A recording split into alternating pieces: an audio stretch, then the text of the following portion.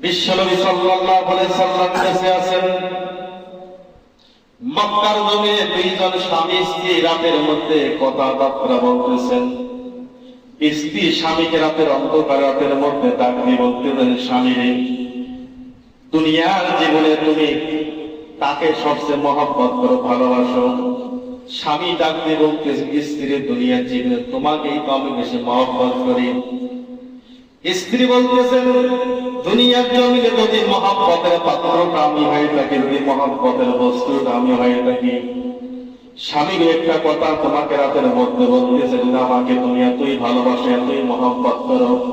ও স্বামী, এই রাতের অন্ধকার তোমার কাছে আমার একটা আরজি, তুমি কি পূরণ করে দিবে? স্বামী বলতেছেন, রাতের অন্ধকারে রাতের মধ্যে তুমি স্ত্রী আমার মহব্বতের স্ত্রী, তুমি কি এমন চাইবে?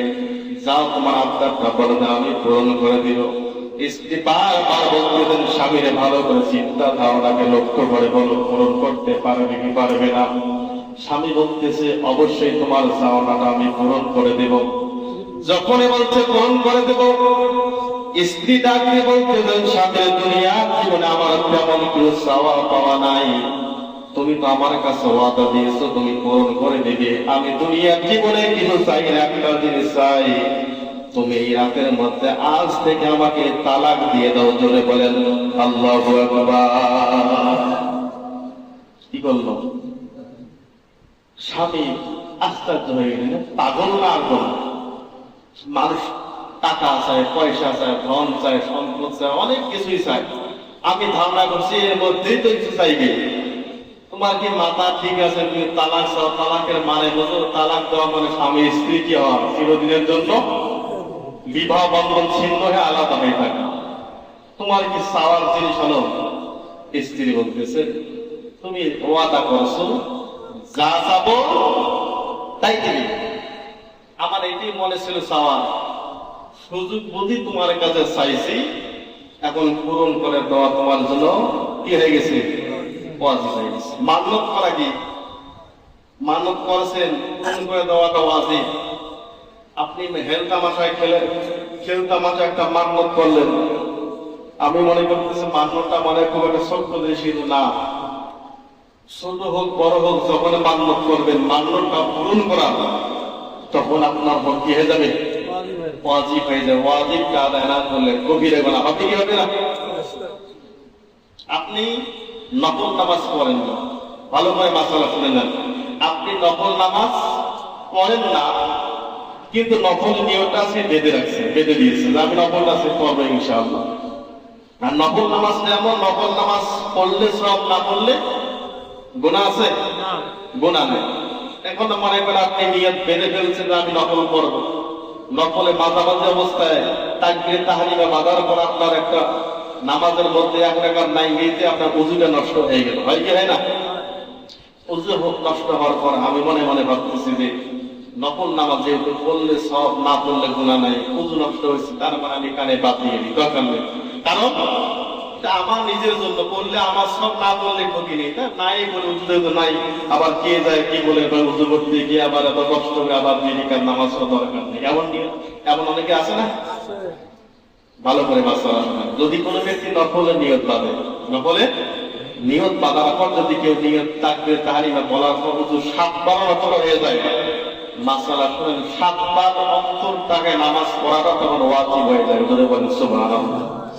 আপনি শুরু করছেন নফল, ভাঙার কারণে কি হয়ে গেল? এখন ওয়াজিব সপরিমাণ। তার মানে নফল না বাঁধা পর্যন্ত সমস্যা নেই, বাঁধতে আপনাকে পড়তেই।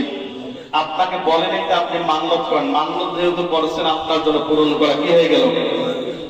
স্বামী বলতেছেন, তুমি ভালো করে একটু বুঝে কর, আসলে তোমার মনের কথা একটু মানে মাস্কারা হয়ে গেছে। বলতেছে না, আমি আসলে মন থেকে আপনার কাছে তালাক নেওয়ার জন্য আমি রাতের মধ্যেই বায়না ধরেছি।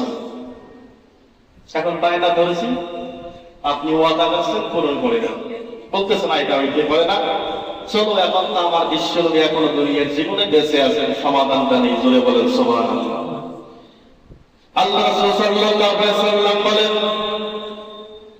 ভোর হওয়ার সাথে সাথে স্বামী স্ত্রী দুইজন হাতে দিয়ে পা করে যখন বিশ্বনবীর কাছে চলে যাবেন ফয়সালা নেওয়ার জন্য, মাসালা খোঁজার জন্য। আগিয়ে পা করে যখন এক হাত দুই হাত করতে করতে পথের যখন অর্ধেক রাস্তা পর্যন্ত চলে গেছে, স্বামী স্ত্রী দুইজনে একসঙ্গে যাইতেছেন। স্ত্রী একবার হঠাৎ তাকায় দেখে তার স্বামীটা রাস্তা হাঁটতে হাঁটতে হঠাৎ রাস্তার মধ্যে একটা উঁচু জমিনের মধ্যে পাটা পিছলায় পড়ে গেল। পরে যাওয়ার সাথে সাথে বলতেছে, আল্লাহ আমাকে বাঁচাও, আল্লাহ আমাকে বাঁচাও, আমি তো পড়ে গেলাম, আমার পাটা ভেঙে গেল, আল্লাহ বাঁচাও। আর বলি না তখন পরে যাই তো বলি কি বলি না, আল্লাহ বলি না। এবার স্বামী বলতেছে, আল্লাহ আমাকে বাঁচাও। যখন বলছে আল্লাহ আমাকে বাঁচাও, এবার স্ত্রী হাতটা দিয়ে স্বামীর বাহু ধরে টানতে বলতেছেন, স্বামী রে, রাতের মধ্যে যে ওয়াদা তোমার কাছে নিয়েছে আমি তালাক চাই, এই ওয়াদা আমি ফিরিয়ে নিলাম, আর আসলে বড় করে যাওয়া লাগবে না, আমি আমার ওয়াদাকে ফিরিয়ে নিলাম, চলো এখন বাড়িতে চলে যাই। ধরে বলেন সুবহানাল্লাহ। স্বামী ডাকলে বলতে, স্ত্রী তোমার কেমন বাহানা হয়ে গেল, রাতের মধ্যে তালাক চাইলাম, মাসালা রেডি হয়ে গেল, এখন সমাধান দেওয়া নেওয়ার জন্য যখন বিশ্ব নবীর দরবারে চলে যাব, মাঝখানে আমি যখন মাটির মধ্যে পড়ে গেলাম, আমি আল্লাহ আল্লাহ বলে ডাকতেছি, আর বলতেছে আল্লাহ আমাকে বাঁচাও। সে আবার মুহূর্তের মধ্যে বলতেন তালাক লাগবে না, কারণটা কি? এবার স্ত্রী ছিল পরহেজগার মানুষ, নেককার মানুষ, ইমানদার মানুষ। এই ইমানদার বান্দি ডাক দিয়ে বলতেছেন, স্বামী রে, তোমার ঘরের মধ্যে আমার বিবাহ অনেক বছর পার হয়ে গেল, তুমি একদিন বিশ্ব নবীর যেমন একটা হাদিস আমার সামনে তুমি বলছিলে, কি হাদিস? স্ত্রী বলো। স্বামীকে ডাকিয়ে বলতেছো, স্বামী রে, আল্লাহ রাসূল নাকি বলেছেন যেই ঘরের মধ্যে কোনো আযাব হবে, যেই ঘরের মধ্যে বিপদ আপদ নাই, সেই ঘরের মধ্যে আল্লাহর রহমত নাই। আপনি হাদিস খানা পড়েছেন আমার সামনে, রাসূল নাকি বলেছে যেই ঘরের মধ্যে আপদ বিপদ হয় না, সেই ঘরের মধ্যে রহমত নাজিল হয় না। আমি এত গাল সংসার জীবনে তোমার কাছে কাটাই, আমার কাছে দেখতেছি একটা দিনের জন্য তুমি কখনো কষ্টের মধ্যে পড়লে না, তুমি কখনো বিপদের মধ্যে পড়লে না। তার মানে বোঝা যায় তোমার যেহেতু বিপদ নাই, তোমার যেহেতু কষ্ট নাই, তার মানে বোঝা যায় তোমার আল্লাহর রহমত নাই। আমি নারী, আমি স্ত্রী নিয়ত করেছিলাম যে ঘরে রহমত নাই, সেই ঘরে আমি থাকতে চাই না। জোরে বলেন সুবহানাল্লাহ। আর বর্তমানকার নারী দুধ দেখলে কি হয়ে যায়, যাই কি যায় না? আর তখনকার নারীরা ছিল রহমত, যেখানে তারা ছিল আইয়ুব আলাইহিস সালামের স্ত্রী, কি নাম? বিবি রহিমা। 18 বছর স্বামীর খেদমত করলেন, এমন অসুস্থ হয়ে গেল, গ্রামের মানুষ সবাই গ্রাম ত্যাগ করল রোগের ভয়ে।